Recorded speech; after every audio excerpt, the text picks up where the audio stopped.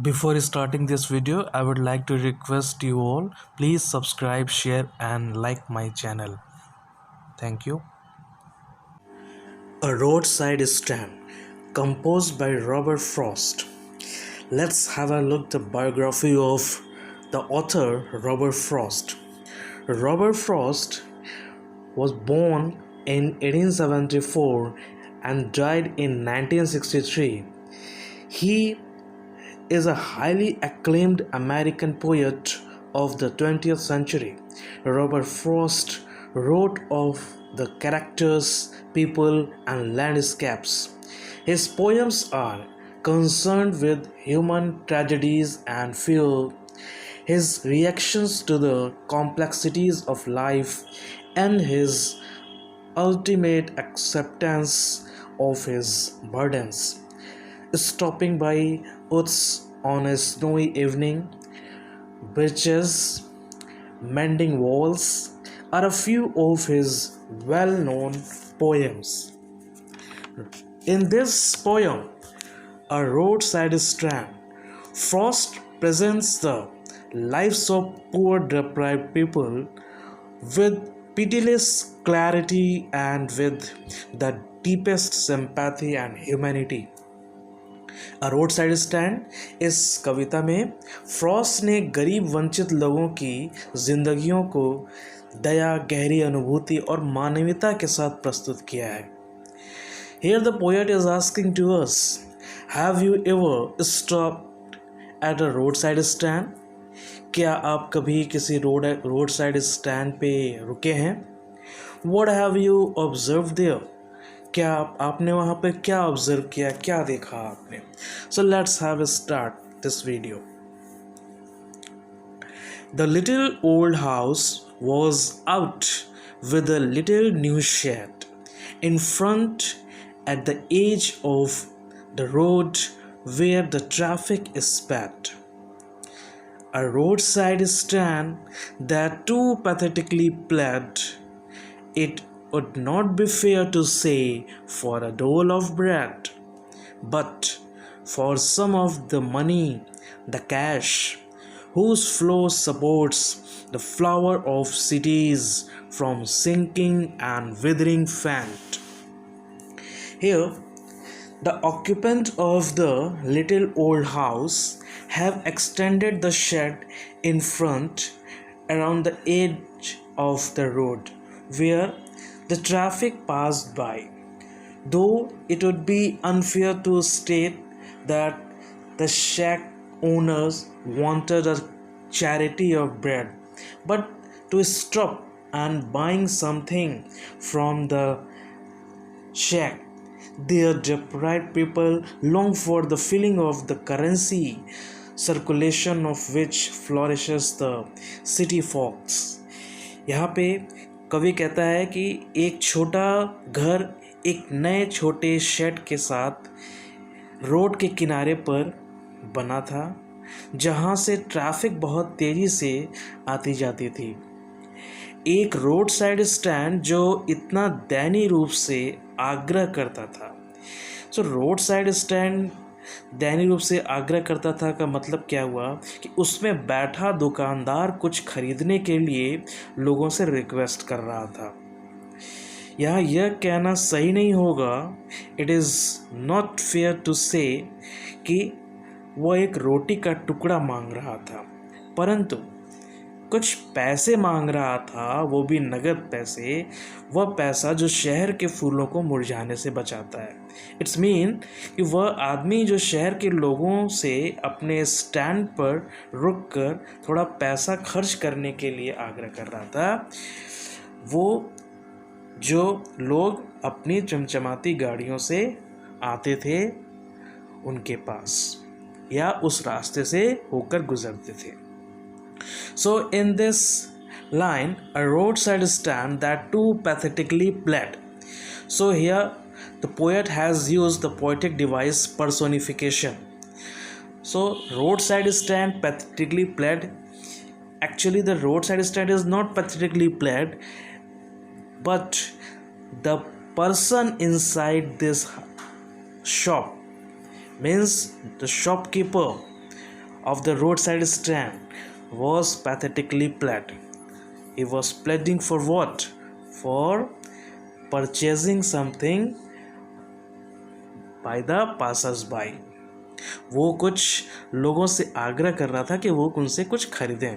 सो यहाँ पे this line, ये लाइन जो है, a road side stand that too pathetically pled, ये पर्सोनिफिकेशन का यूज़ किया गया है.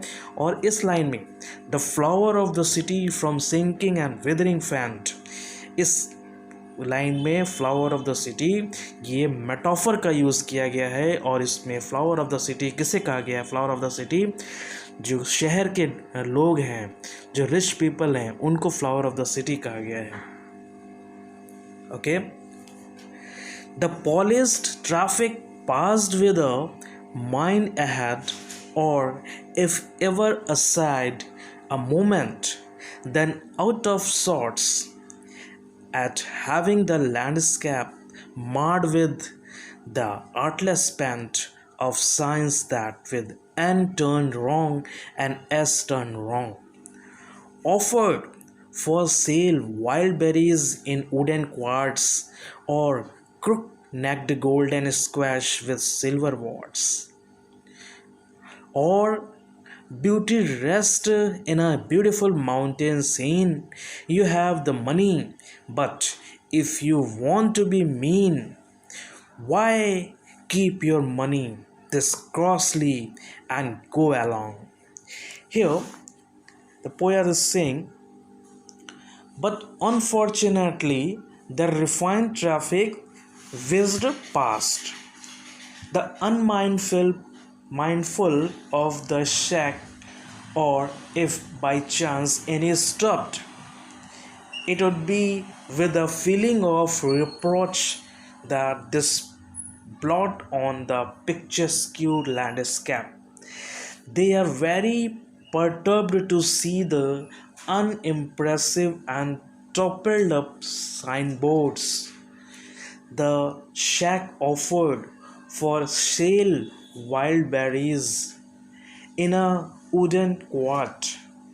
The unqualitative local produce is highlighted with the uses of the word like crooked-necked and squash with silver warts. The place is also offered a blissful stay in the lap of nature for the ones who had money. Angry at the callous attitude of the so-called polished traffic, the poet commands them to move ahead, oblivious of the roadside stand. Here, यहाँ पे poet कहता है कि the polished traffic. तो polished traffic का क्या मतलब है? कि वो लोग जो चमचमाती गाड़ियों से आते हैं. सो पॉलिश्ड ट्रैफिक, यहाँ पे ट्रांसफ़र एपिथेट का यूज़ किया गया है कि polished traffic is not polished. The person who is driving the car motors, they are polished. They are highly rich people, they are self centered people. So उनको polish traffic कहा गया है. तो पॉलिश ट्रैफिक क्या है? यहाँ पे transfer epithet. सो जो लोग उस ट्रैफिक में, जो हाईली रिच पीपल जो उस रोड से होकर गुजरते हैं, उनका वो माइंड अहेड मीन्स वो उनकी तरफ बिल्कुल ध्यान नहीं देते हैं. वो अपने में मग्न होकर वो वहाँ से गुजर जाते हैं. और if ever a side moment, और अगर कभी कोई रुकता भी है थोड़ी देर के लिए, तो वो किस लिए रुकते हैं? वो एक बार खिड़की से बाहर देखते हैं तो लकड़ी के जो बक्सों में रखे जंगली बेरों के वाइल्ड बेरीज को बेचने के लिए जो उल्टे एन और उल्टे एस वाले बोर्ड द्वारा प्राकृतिक सुंदरता को बिगाड़ने पर वो परेशान होते हैं. या वे सुनहले कद्दुओं और चांदी जैसे रंग के मस्सों को या सुंदर पहाड़ी दृश्यों को देखने के लिए बाहर देखते हैं. यहाँ पर पोएट थोड़ा एजिटेट होता है कि कहता है कि अगर तुम्हारे पास पैसा है, लेकिन यदि आप पैसा आप आपके पास पैसा है और आप पैसा खर्च नहीं करना चाहते हो, तो ये पैसा आप क्यों रखते हो अपने पास? वो गुस्से से बोलता है, और आप पैसा रख के यूं ही चले जाते हो, तो ये पैसा आपका किस काम का है? सो ये कहता है कि, और if ever side a moment then out of sorts at having the landscape marred with the artless paint. अगर कोई थोड़ी देर के लिए रुकता भी है तो थोड़े गुस्से में वो रुकता है कि देखने के लिए कि इतनी सुंदर जगह को ये इन दुकानदारों ने अपने भद्दे दुकान से इसको पूरा क्या कर रखा है, बदरंग कर रखा है। और science with an turn wrong and S turn wrong, यानी जो रोड साइड स्टैंड में स्टैंड की जो स्पेलिंग है उसमें एस और एन जो है वो उल्टा लिखा हुआ है।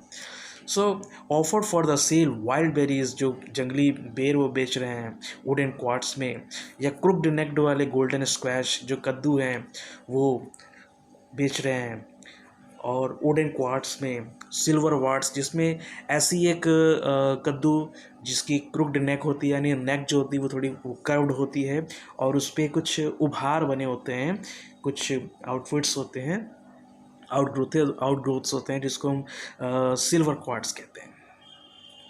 और beauty in the rest beautiful mountain scene, और वो देखने आते हैं उस माउंटेन सीन में की ब्यूटी, खूबसूरती को देखने के लिए, ना कि उससे कुछ पैसे उससे कुछ खरीदने के लिए उन दुकानदारों से। यू हैव द मनी, कहते हैं कि आपके पास पैसे हैं, but if you don't want to be mean, if you want to be mean, लेकिन अगर आप कंजूस हो, अगर आप कंजूसी करना चाहते हो, आप पैसे खर्च नहीं करना चाहते हो, तो वाई कीप योर मनी, आप अपने पैसे आप क्यों रखते हो अपने पास? दिस क्रॉसली मतलब यहाँ पे गुस्से से, एंड गो अलोंग, और आप ऐसे ही चले जाते हो, तो मतलब इस ऐसे पैसे का क्या काम जिसको आप खर्च नहीं करना चाहते हो। Okay, the hurt to the scenery wouldn't be my complaint so much as the trusting sorrow of what is unsaid. Here, far from the city, we make our roadside stand and ask for some city money to feel in hand, to try if it will not make our being expand and give us the life of the moving pictures promise that the party is in power is said to be keeping from us. यहाँ पर ये poet कहता है कि the hurt to the scenery wouldn't be my complain, यानी मेरा poet is saying that कि the poet concern is not about the blemish on the landscape, यानी वो जो सीनरी यानी वो जो खूबसूरत दृश्य है उसको अगर दुकानदारों ने अपने भद्दे दुकान से उसको बदरंग कर दिया है तो यह उसकी कोई कंप्लेंट नहीं है, यह पोएट की कोई कंप्लेंट नहीं है। But regarding the unvented sorrow of the shade owners, जो ट्रस्टिंग सोरो है, so much as the trusting sorrow of what is unsaid, लेकिन वो दुख जो उन्होंने कहा नहीं, उन्होंने व्यक्त नहीं किया, यानी उन गरीब दुकानदारों ने व्यक्त नहीं किया। ट्रस्टिंग सॉरो यहाँ पर मेटाफर का यूज़ हुआ है। ट्रस्टिंग मीन्स किस बात की ट्रस्ट थी, वहाँ पे ट्रस्ट इस बात की थी कि अगर वो लोग जो वहाँ के पासर्स बाई हैं, जो अमीर लोग हैं, अगर वो अपनी गाड़ी रोकते हैं उन दुकानों के पास तो उनको विश्वास था कि वो कुछ खरीदेंगे उनसे। बट सौरो, अब सौरो किस बात का है, लेकिन वो वहाँ पे कुछ खरीदते नहीं हैं बल्कि वो वहाँ की सीनिक ब्यूटी को देखने आते हैं और उन दुकानदारों से वो कंप्लेन करते हैं कि आप लोगों ने इतनी अच्छी सीनरी को बदरंग कर दिया है अपने दुकान से, अपने भद्दे दुकानों से। So trusting sorrow is metaphor here what unsaid, यानी वो जो कहा नहीं गया, ऐसा दुख जो बताया नहीं गया, उससे पोएट को कंप्लेन है। Here far from the city we make our road side stand, कह रहे यहाँ दूर से हम लोग अपने दूर शहर में हम लोग अपना दुकान लगाए हुए हैं। And ask for some city money to feel in hand, और हम भी चाहते हैं कुछ शहर का पैसा हमारे हाथ में आए, हम भी उसको महसूस करें, यानी हम भी हमारे पास भी कुछ शहर के पैसे आएँ, ठीक है। and to try if it will not make our being expand. और हम लोग ट्राई कर रहे हैं, हम लोग ट्राई कर रहे हैं कि कोशिश कर रहे हैं कि हमारी जो गरीबी है वो बढ़े ना. बीइंग एक्सपेंड का मतलब क्या है कि हम गरीबों की स्थिति जो है वो थोड़ी संभले, ना कि और बढ़े, गरीबी हम लोग की बढ़े. तो इसके लिए हम लोग ट्राई कर रहे हैं. हम लोग क्या करते हैं, हम लोग कुछ इस तरह से सेल करने चाहते हैं और अपनी गरीबी को कम करने के लिए यहाँ पर अपनी दुकान लगाए हुए हैं. That the party and give us the life of the moving pictures.